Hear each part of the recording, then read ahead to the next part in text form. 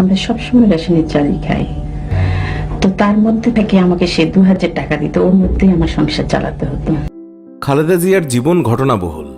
ব্যবসায়ী পিতার কন্যা সেনা কর্মকর্তা জিয়াউর রহমানের সঙ্গে পরিণয়ে আবদ্ধ হওয়ার মধ্যে দিয়ে জড়িয়ে পড়েছেন বাংলাদেশের ইতিহাসের নানান ঘটনা প্রবাহের সঙ্গে।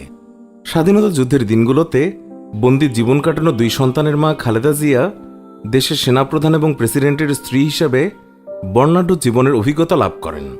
আবার স্বামী প্রেসিডেন্ট জিয়াউর রহমানকে হারিয়ে অল্প বয়সে বিধবা হয়ে 2 সন্তানকে নিয়ে জীবন সংগ্রাম শুরু করতে না করতেই রাজনীতিতে জড়িয়ে পড়েন। খালেদা জিয়া স্কুল জীবন শুরু হয় 5 বছর বয়সে দিনাজপুরের মিশন স্কুলে। এরপর দিনাজপুর গার্লস স্কুলে ভর্তি হন। পরবর্তীতে পড়াশোনা করেন সুরেন্দ্রনাথ কলেজে। 1960 সালের আগস্ট মাসে জিয়াউর রহমানের সাথে তার বিয়ে হয়। জিয়াউর রহমানের ডাকনাম কমল। জিয়া তখন ছিলেন পাকিস্তান সেনাবাহিনীর একজন ক্যাপ্টেন, তখন দিনাজপুরে ছিলেন কর্মরত। 1965 সালে খালেদা জিয়া স্বামীর সাথে পশ্চিম পাকিস্তানে যান। 1969 সালের মার্চ পর্যন্ত করাচিতে স্বামীর সঙ্গেই ছিলেন। এরপর ঢাকায় চলে আসেন। কিছুদিন জয়দেবপুর থাকার পর চট্টগ্রামের স্বামীর পোস্টিং হলে তার সঙ্গে সেখানে এবং চট্টগ্রামের 16 শহর এলাকায় তারা বসবাস করেন। মুক্তিযুদ্ধের শুরুতে খালেদা জিয়া কিছুদিন আত্মগোপনে থাকার পর 16ই মে নৌপথে ঢাকায় চলে আসেন। বড় বোন খুরশিদ জাহানের বাসায় তিনি 17 জুন পর্যন্ত থাকেন। 2রা জুলাই সিদ্ধেশ্বরীতে জনাব এস আবদুল্লার বাসা থেকে পাক সেনারা তাকে 2 ছেলেসহ বন্দী করে। 1971 সালের 15 ডিসেম্বর পর্যন্ত তিনি ঢাকা ক্যান্টনমেন্টে বন্দী ছিলেন। 16 ডিসেম্বর বাংলাদেশ স্বাধীন হলে তিনি মুক্তি পান। রাজনীতিতে আসার আগ পর্যন্ত বেগম জিয়া একজন সাধারণ গৃহবধূই ছিলেন। জিয়াউর রহমান বাংলাদেশের রাষ্ট্রপতি থাকাকালীনও রাজনীতিতে বেগম জিয়ার উপস্থিতি একেবারেই ছিল না। তেমন কোনো রাজনৈতিক অভিজ্ঞতা না থাকলেও দেশের অন্যতম প্রধান রাজনৈতিক দল বিএনপির তিনি হাল ধরেন। রাজনীতিতে বেশ সাফল্যের স্বাক্ষর রাখেন তিনি। 4 বারের সংসদে 5টি করে আসনে তিনি বিজয়ী হন, আর প্রধানমন্ত্রী হিসেবে 3 বার দেশ পরিচালনার নেতৃত্ব দেন। আবার খালেদা জিয়ার সব সরকারই কম বেশি নানা বিতর্ক এবং ব্যর্থতার জন্য আলোচিত এবং সমালোচিত, যার জের ধরে দুর্নীতির মামলায় দণ্ডিত হয়ে তাকে কারাগারেও যেতে হয়েছে। বেগম জিয়া 1945 সালের 15ই আগস্ট ভারতের জলপাইগুড়িতে জন্মগ্রহণ করেন।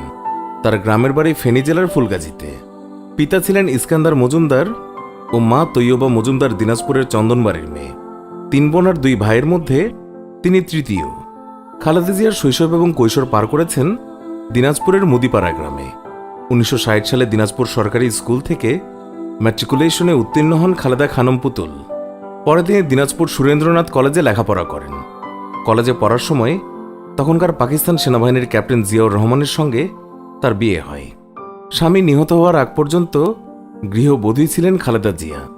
2 ছেলেকে লালন পালন এবং ঘরের কাজ নিয়ে তার সময় কাটাতেন। আমরা বঙ্গভবনের দর্জিকে জিজ্ঞেস করেছিলাম, বলেছে যে ওখান থেকে এসে অনেক কাপড় চোপড় ছোট করে তোমাদের জন্য বানাতো। আমার এই শার্টটাই আব্বুর ছিল আগে, এটাই বানিয়ে দিয়েছে। মানে আমার ছেলেদেরও কোনো সময় কোনো রকম বেশি কাপড় চোপড় সে পছন্দ করতো না। জিয়াউর রহমান দেশের প্রেসিডেন্ট হলেও রাজনীতিতে তার উপস্থিতি একেবারেই ছিল না। পরে দলের নেতাকর্মীদের আহ্বানে বিএনপির তিনি হাল ধরেন। বাস্তবতা বিবেচনায় নিয়ে একসময় তাকে রাজনীতিতে নামতে হয়েছে। নীতি এবং আদর্শে অটুট ছিলেন বলেই তিনি আপসী নেত্রী হিসেবে পরিচিতি লাভ করেন। খালেদা জিয়া 3 বার বাংলাদেশের প্রধানমন্ত্রী হয়েছেন। বিএনপির চেয়ারপারসন হিসেবে তিনি একটানা 32 বছর দায়িত্ব পালন করেছেন। 1983 সালে বেগম জিয়ার নেতৃত্বে 7 দলীয় ঐক্যজোট গঠিত হয়। একই সময় এরশাদের সামরিক শাসনের বিরুদ্ধে আন্দোলন শুরু হয়।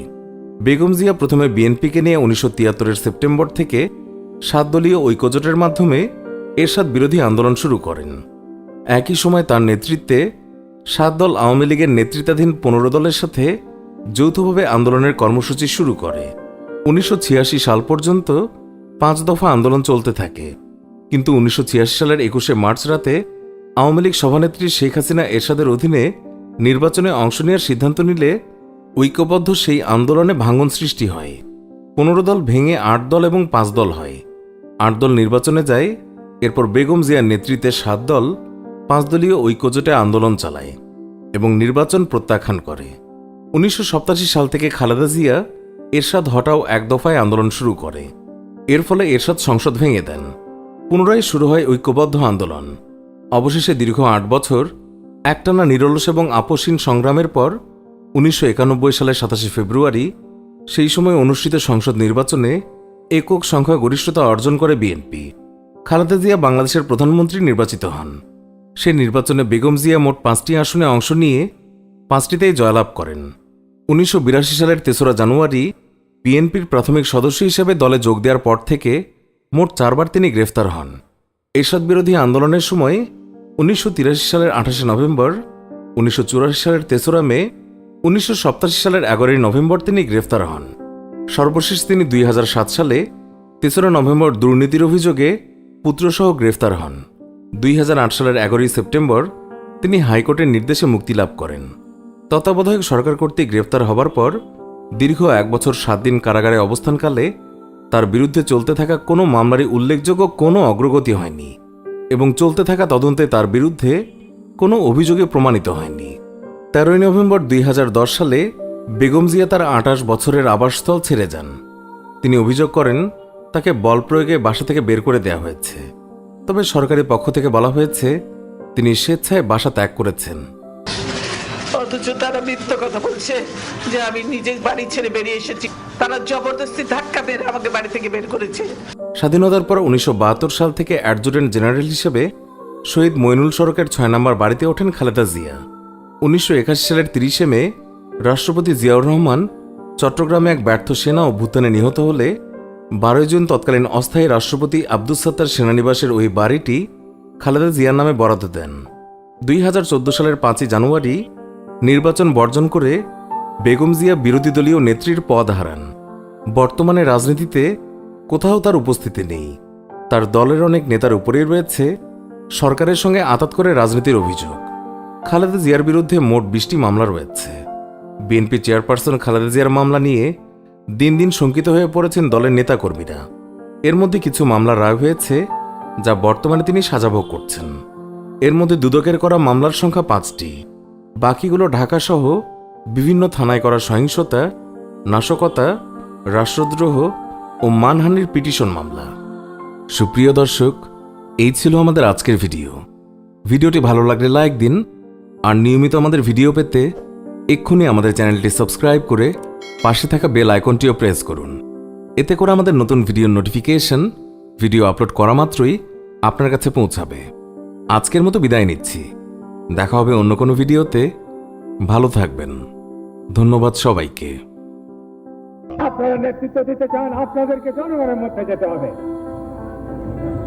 তাদের মধ্যে যেতে হবে, তাদেরকে সংগঠন করতে হবে এবং সর্বপ্রকারের উন্নয়নমূলক কাজে হাত দিতে হবে।